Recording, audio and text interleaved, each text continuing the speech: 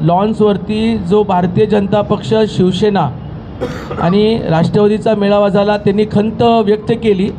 त्याच व्यासपीठावरती मी शिवेंद्र बाबांनाही सांगितलं, म्हटलं मी जर उमेदवार असेल तर महाराजांना आपण घेऊन जाऊ, आणि जर महाराज उमेदवार असेल तर मी सगळ्यांना घेऊन जातो आणि आपण तिघं मिळून चंद्रविलासी मिसळ खाऊ। त्याच्यामुळे मी ते त्याच्यावर स्पष्ट केलेलं आहे। आता ते येणार का येणार नाही, बाबा येतील, ते माझ्यावर मिसळ खायला येणार का नाही ते त्यांना विचारलं पाहिजे। परवाच्या मेळाव्याला राष्ट्रवादीचे पदाधिकारी त्यांना विचारायला जामीन कुठल्या केसमध्ये घेतलाय, म्हणजे मुतारी आणि तुतारी हा नवीन एक, म्हणजे तुतारीचा उमेदवार मुतारीमध्ये घोटाळा करतो आणि त्याच्यामध्ये ते जामीन घेतात। तो जामीन आता नाही घेतलाय, तो जामीन घेऊन 3 ते 4 महिने झालेत। मग जामीन का घेतला? बाजार समितीमध्ये केस टाकली। त्याच्यामुळे काय आहे की काही नसेल तर कोणी ईडीचं नाव घेतंय आणि काही नसेल तर गुन्हे दाखल करतात। स्वतः काय केलं ते आता निवडणुकीच्या पुढचा टप्पा बराच आहे, त्यावेळेला आपण गप्पा मारू, त्यांनाही जर आम्ही उडून दाखवू काय काय ते। शशिकांत शिंदेंनी गेल्या निवडणुकीत तुमचा पैरा केलेला, तो पैरा कशा पद्धतीने तुम्ही फेडणार आहात? त्यांनीच सांगितले कसा पैरा केला। सातारा जिल्ह्याचा तुतारीचा उमेदवार हा मुंबई कृषी उत्पन्न बाजार समितीमध्ये मुतारीमध्ये घोटाळा करतो, हे खूप लांछन पद्धत आहे, खूप वाईट वाटतं। आणि अशा व्यक्तीला उमेदवारी मिळते तर मग पवारसाहेबांना आम्ही काही बोलूच शकत नाही।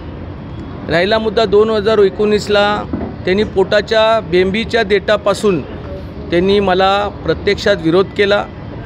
एका माथडी चळवळीमध्ये आपण प्रत्यक्षात काम केल्यानंतर आजपर्यंत माझ्या परिवाराने आणि आम्ही त्यांच्या प्रत्येक निवडणुकीमध्ये त्यांच्या विजयाच्या दृष्टिकोनातून काम केलं।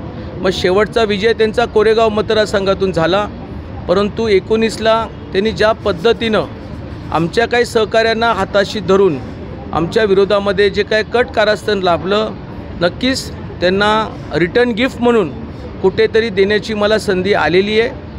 निवडणुकीचा अजून बराचसा काळ बाकी आहे, त्यानंतर एक एक उलगडा आपण त्यावेळेला करू। भारतीय जनता पक्षामधून छत्रपती उदयनराजे भोसले साहेब, मी स्वतः, धैर्यशील कदम आणि अजून बरेचसे काही उमेदवार अपेक्षित आहेत।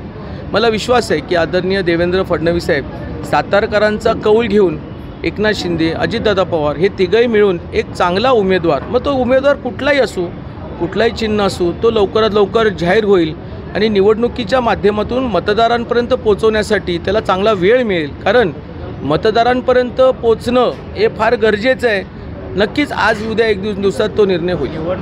निवडणुकीत रडीचा डाव खेळू नका, माझ्या ज्या केसेस आहेत ती मी समर्थ आहे त्याला, ते बोलले, त्या संदर्भात काय? निवडणूक आल्यानंतर विरोधक आणि उमेदवार याच्यामध्ये हे गोळाबिरीज या ठिकाणी होत असते। त्याच्यामुळे जर त्यांनी काहीच केलं नसेल तर त्यांनी घाबरायची गरज नाही आहे। मग त्यांनी जामीन का घेतला मुतारीच्या घोटाळ्यामध्ये, ती का गेले, का जामीन घेतला? उलट आता FSIची एक नवीन गुन्हा या निवडणुकीचं जाहीर व्हायच्या अगोदरच हायकोर्टाने त्या ठिकाणी FSI घोटाळ्याच्यासाठी त्यांनी त्या ठिकाणी गुन्हा नोंद केलेला आहे। त्याच्यामध्ये बाळासाहेब सोळसकर सारखे चेअरमन होते, त्याच्यामुळे बरेच संचालक त्या बाजार समिती, ते एकटेच नाही आहेत, तर बरेच संचालक त्या बाजार समितीमध्ये आहेत। आता ते उमेदवार आहेत, त्याच्यामुळे त्यांना असं वाटतं त्यांनी काहीच केलं नसेल तर त्यांनी घाबरायची गरज नाही आहे। अजित पवारांकडून घड्याळाच्या वापराला तर स्वीकारणार का? बघा, अजून फडणवीस साहेब सोडवत असतील, आदरणीय एकनाथ शिंदे जर सोडवत असतील तर फूट कुणी पाडली? ज्या पक्षाने माथाडींचे प्रमुख प्रश्नावरती कधी गांभीर्यानं पाहिलं नाही, ज्यांनी काँग्रेस पक्षाबरोबर मुख्यमंत्रीपद, काँग्रेस पक्षाबरोबर उपमुख्यमंत्रीपद घेऊन माथाडींच्या प्रमुख प्रश्नाला मार्ग लावला नाही, अशा उमेदवारांच्याला काय उत्तर द्यायचं आम्ही? त्याच्यामुळे वेळच सांगेल की खरा माथाडीचा नेता कोण आहे, खरा माथाडी कामगार कुणापाठी आहे आणि खरा राज्याचा नेता कुठल्या माथाडी कामगारांचे प्रश्न सोडवतो हे वेळ आल्यानंतरच कळेल। साताऱ्याचा महायुतीचा तिढा सोडवण्यासाठी आज मुंबईत बैठक होते वरिष्ठ पातळीवर, काय वाटतंय? तुम्ही पुन्हा एकदा आशावादी आहात? कोकणामधले उमेदवारी जाहीर करताना चिन्ह आणि उमेदवार याच्याबद्दल अंतिम निर्णय नेते मंडळी घेतील आणि जो निर्णय होईल तो ज्याला मान्य आहे तो त्या ठिकाणी स्वीकारून काम करेल।